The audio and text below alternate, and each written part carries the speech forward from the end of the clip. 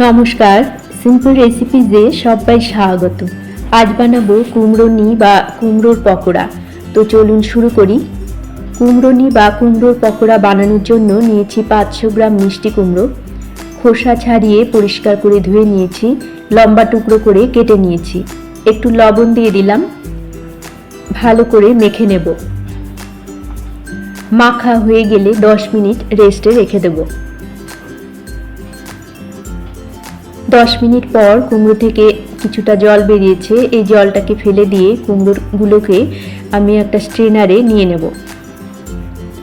এবারে ব্যাটারটা তৈরি করে নেব। তার জন্য একটা মিক্সিং বোলে ছাঁকনিতে দিয়ে দিলাম 1 কাপ বেসন, 2 টেবিল স্পুন চালের গুঁড়ো, ভালো করে চেলে নেব। চেলে নিয়েছি। এর মধ্যে দিয়ে দিলাম স্বাদ মতো লবণ, 1/4 টিস্পুন হলুদ গুঁড়ো, 1/4 টিস্পুন কালো জিরে, 1 টিস্পুন পোস্ত। শুকনো উপকরণগুলো ভালো করে মিশিয়ে নেব। গ্যাসে কড়াইতে দিয়ে দিলাম বেশ কিছুটা সর্ষের তেল। তেলটাকে গরম করে নেব। ব্যাটারটাকে তৈরি করে নেব। তার জন্য নিয়েছি 1 কাপ জল। অল্প অল্প করে জল দিয়ে ব্যাটারটাকে তৈরি করে নেব।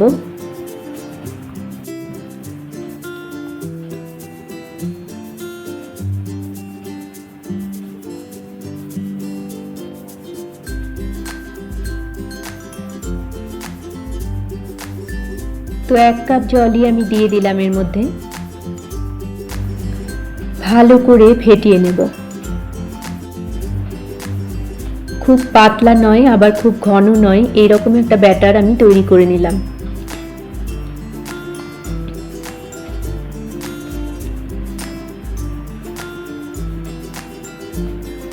ঢাকা দিয়ে 5 মিনিট রেখে দেব। কুমড়োর টুকরোগুলোকে কিচেন টিস্যু দিয়ে একটু মুছে নিলাম।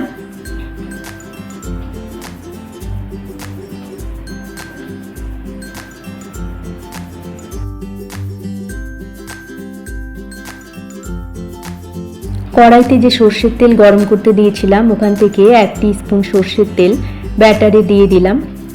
ভালো করে মিশিয়ে নেব।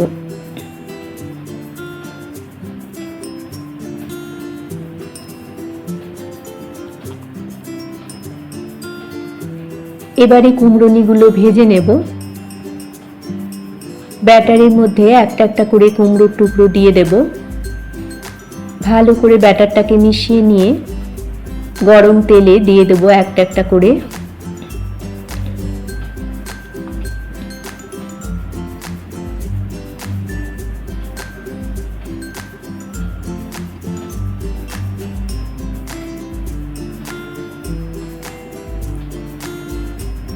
তো 4টি টুকরো আমি এরকম দিয়ে দিলাম।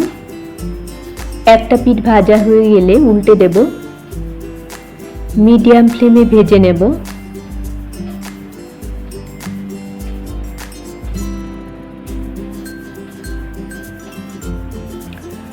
উল্টে পাল্টে ভেজে নিলাম কুমড়োনিগুলোকে।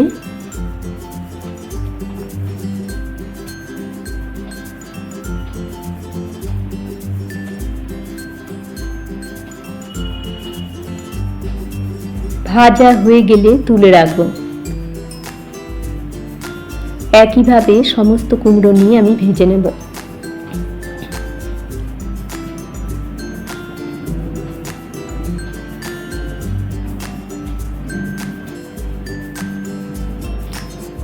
তো সমস্ত কুমড়োনি আমি ভেজে নিয়েছি। আমাদের কুমড়োনি বা কুমড়োর পকোড়া একদম তৈরি। রেসিপি ভালো লাগলে আপনারাও এইভাবে বাড়িতে বানিয়ে দেখতে পারেন। আশা করি আপনাদেরও ভালো লাগবে। সবাইকে ভালো থাকার শুভেচ্ছা জানিয়ে আজকের মতো এই পর্যন্তই। দেখা হচ্ছে পরবর্তী পর্বে। ধন্যবাদ।